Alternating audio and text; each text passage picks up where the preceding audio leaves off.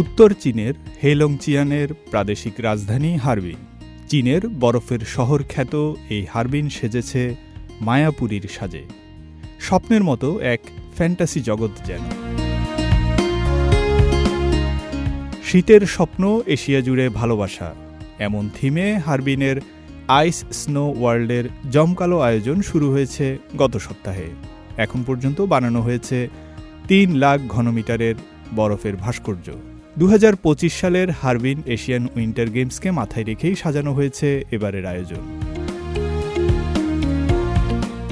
গত বছর এখানকার বরফের পার্কটি ছিল 8 লাখ বর্গমিটার জুড়ে। এবার তা বাড়িয়ে করা হয়েছে 10 লাখ বর্গমিটার।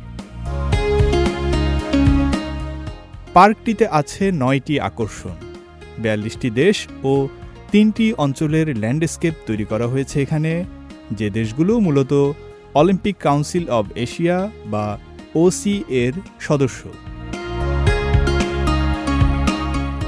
পার্কের মাঝ বরাবর আছে প্রধান টাওয়ার, যেখানে বিশাল বরফের কলাম রয়েছে। এই কলামটি মূলত ওসি এর প্রতীক। পার্কের সবচেয়ে বড় আকর্ষণ সুপার আইস স্লাইড। এতে লেন আছে 24টি।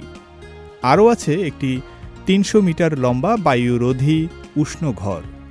সারি করে স্থাপন করা ঘরগুলোয় দর্শনার্থীরা হিমহিম আবহাওয়া থেকে সাময়িক বিরতি নিতে পারবেন। বরফ এবং তুষারের ল্যান্ডস্কেপ ছাড়াও পার্কে ফ্যান্টাসি শো, ভার্চুয়াল রিয়েলিটি প্রকল্প এবং ইমার্সিভ ডিজিটাল আর্ট মিউজিয়াম যোগ করা হয়েছে।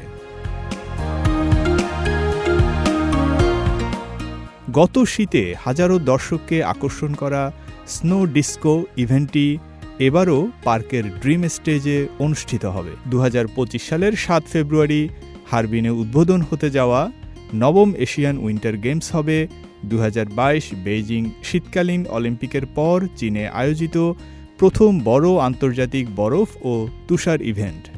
চতুর্থ বছরের মতো ইভেন্টটি কভার করার জন্য চায়না মিডিয়া গ্রুপ সিএমজি এ পার্কে একটি স্টুডিও নির্মাণ করেছে।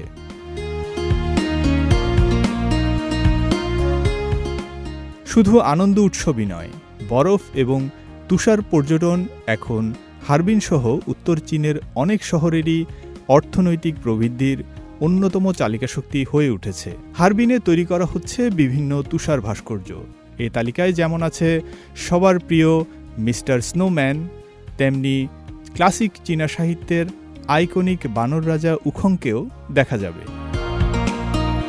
আরও বেশি পর্যটকদের ভালোভাবে সেবা দিতে বরফ ও তুষার খাতের পরিষেবাগুলোকে আপগ্রেড করার প্রচেষ্টা জোরদার করে চলেছে হেলংচিয়াং প্রশাসন।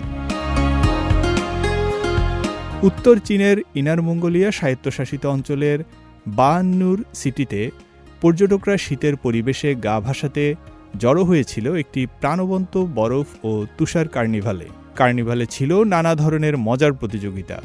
এই তালিকায় আছে টাগ অব ওয়ার, তুষার মানব তৈরি এবং স্নোবল ছোড়াছুড়ির খেলা।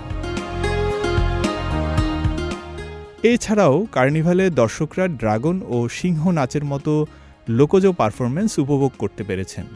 সেই সঙ্গে ঐতিহ্যবাহী কারুশিল্প, নববর্ষের ছবি, চামড়ায় খোদাই করা কারুকাজ এবং স্থানীয় খাবার তো আছেই। আবার চীনের সবচেয়ে উত্তরের শহর মোহের বেইচি গ্রামের তুষারে ঢাকা মাঠে রাতে ক্যাম্পফায়ার পার্টিও অনুষ্ঠিত হচ্ছে।